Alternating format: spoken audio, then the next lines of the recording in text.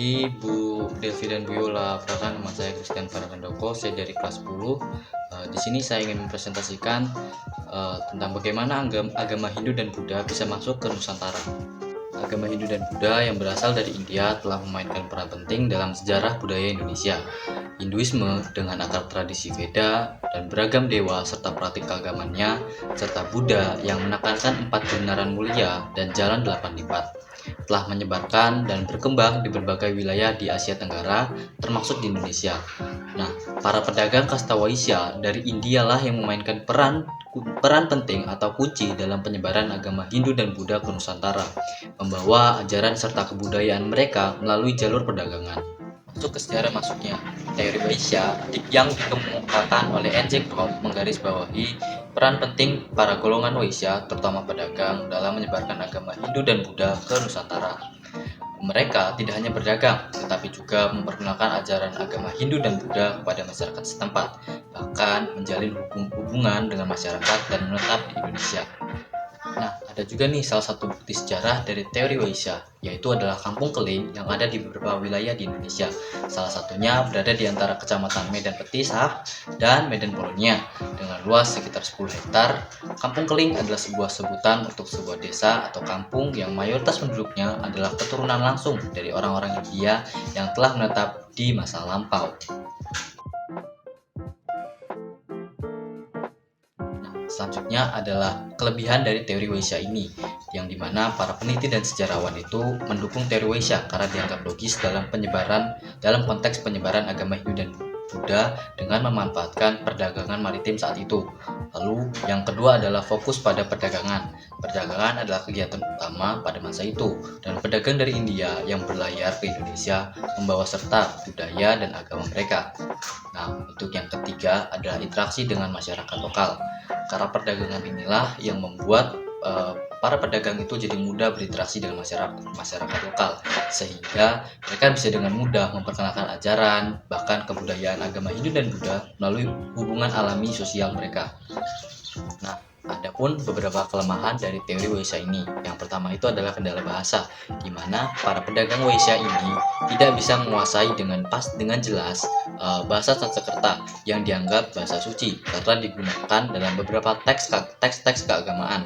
Nah, hal inilah yang membuat para ilmuwan dan sejarawan meragukan peran mereka dalam penyebaran agama Hindu dan Buddha. Lalu yang kedua adalah motivasi mereka. Motivasi mereka datang ke Indonesia atau ke Nusantara adalah untuk berdagang, bukan untuk menyebarkan agama. Sehingga ini memungkinkan mereka menyebarkan agama dan Hindu Buddha itu dinilai secara kecil atau tidak pasti. Nah, jika dibandingkan dengan teori-teori lainnya, maka teori Waisya ini berbeda dengan teori lainnya, seperti teori Brahmana yang lebih menekankan peran pemuka agama dalam penyebaran agama Hindu dan Buddha, serta teori Ksatria yang lebih menekankan peran prajurit dari kerajaan India. Maka teori Waisya ini akan lebih menekankan peran perdagangan para pedagang dari India dalam penyebaran agama Hindu dan Buddha. Nah, masuknya agama Hindu dan Buddha ke Indonesia ini ditandai dengan 4 periode atau 4 fase, dimulai dari fase atau periode awal, periode pertengahan, periode keemasan, serta periode akhir. Periode awal itu diawali dengan terjadinya kontak perdagangan antara pedagang India dengan masyarakat lokal. Peristiwa ini diperkirakan terjadi pada awal masa abad ke-1 Masehi. Lalu ada pula prasasti Yupa yang merupakan bukti tertulis sekaligus tertua yang menjelaskan mengenai pengaruh agama Hindu yang ada di Indonesia. Barulah setelah ini pengaruh-pengaruh awal dari budaya India itu mulai terasa, seperti dibangunnya kerajaan Tarumanegara serta kerajaan Kutai. Selanjutnya masuk ke periode pertengahan, di mana perkembangan dari agama Buddha sendiri ini sudah mulai terasa, di mana ditandai dengan dibangunnya kerajaan Sriwijaya serta adanya catatan tentang perjalanan biksu dari Cina menuju ke India yang ia menetap di Indonesia untuk mempelajari bahasa Sanskerta. Lalu pembangunan candi-candi seperti Candi Borobudur, Mendut, dan Pawon itu dilakukan pada periode pertengahan ini. Masuk ke periode kemasan, di mana kerajaan-kerajaan Hindu dan Buddha yang ada di Nusantara saat itu sudah mencapai puncak dari masa kejayaannya, di mana mereka sudah bisa menguasai hampir seluruh daratan yang ada di Nusantara, baik itu Kerajaan Sriwijaya, Kutai, Majapahit, dan lain sebagainya. Bahkan pada waktu itu candi-candi sendiri sudah mulai banyak ditemukan di Nusantara. Kemudian masuk ke periode akhir, di mana terjadinya penurunan dan pergantian pengaruh.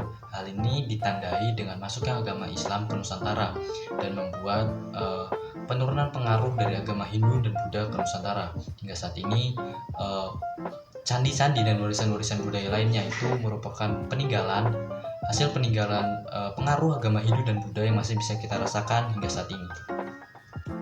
Jadi di sini saya sudah memilih beberapa kerajaan yang memang memiliki masa kejayaan yang cukup hebat, seperti Kerajaan Sriwijaya, Kerajaan Mataram kuno, Kerajaan Kediri, Singasari, Majapahit, dan lain sebagainya.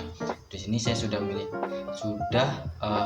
mendapatkan beberapa faktor-faktor yang mempengaruhi kejayaan dari kerajaan tersebut. Yang pertama adalah perdagangan, posisi kerajaan yang strategis dalam jalur perdagangan maritim.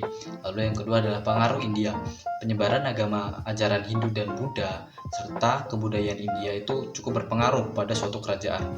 Dan yang kedua adalah ekspansi militer, perluasan wilayah dan pengaruh melalui kekuasaan militer itu menjadi salah satu kunci dari kejayaan suatu kerajaan tersebut.